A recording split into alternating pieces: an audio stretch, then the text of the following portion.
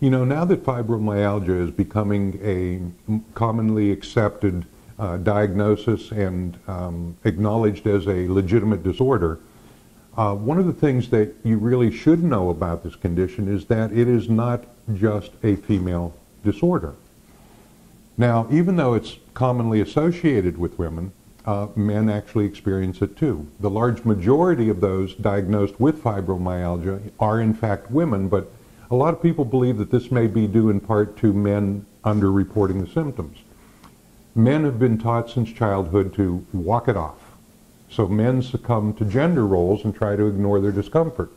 Men aren't taught to show pain, but eventually they reach a point where it doesn't walk off, and they have to do something. That's what usually triggers them to go to the doctor.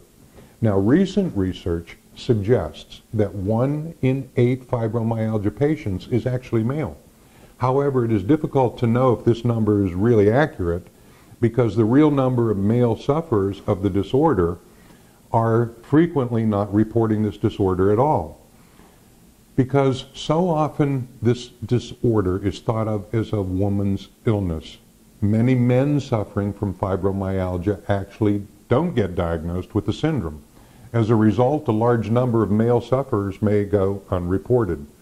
It's thought that the number of men suffering from fibromyalgia could in fact be closer to 30%. Symptoms of fibromyalgia are widespread and they vary from person to person.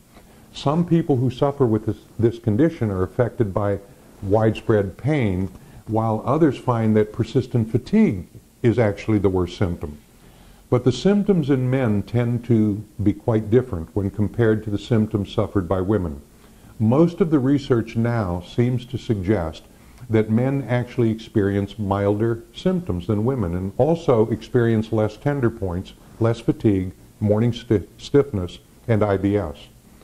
Male symptoms also tend to last for shorter periods of time and occur less often than those appearing in female patients. However, a recent study shows that male symptoms may actually be more severe than those experienced by women. Under-reporting or misreporting of symptoms may affect the general understanding of fibromyalgia symptoms in men. Diagnosis of fibromyalgia symptoms also tends to be different in male sufferers. Male sufferers are often reluctant to admit to severe pain or discomfort, and as a result, they may report milder symptoms than they actually have. This can make it difficult for your healthcare provider to accurately diagnose your fibromyalgia. Some healthcare providers are also convinced that fibromyalgia affects only women, refusing to diagnose men who display symptoms of this disorder. Because of societal expectations and gender roles, many men don't receive helpful fibromyalgia treatments. Men are often forced by society to deal with their pain quietly, and as a result, many men don't ask their healthcare providers for fibromyalgia information or medication. Men who experience pain are often seen as less manly, and therefore many men don't seek active treatments for their fibromyalgia. So regardless of whether you are male or female, it's important to be persistent about getting help. Many people with fibromyalgia have encountered skeptics, coworkers, who may not understand why you have trouble getting out of bed, family members who may not appreciate why you're so tired all the time, and healthcare providers who may not have much experience diagnosing this disorder. But trust your instincts and seek medical advice. Find a healthcare provider who listens to you.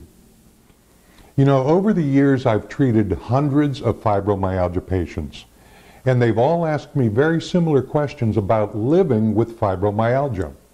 So if you've found this information valuable and you'd like to get the rest of the 20 frequently asked questions, then go to www.answerstofibromyalgia.com.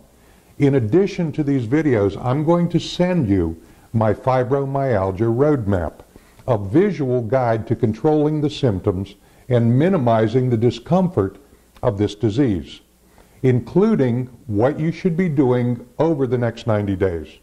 This is Dr. Richard DiCenso, and here's to your health.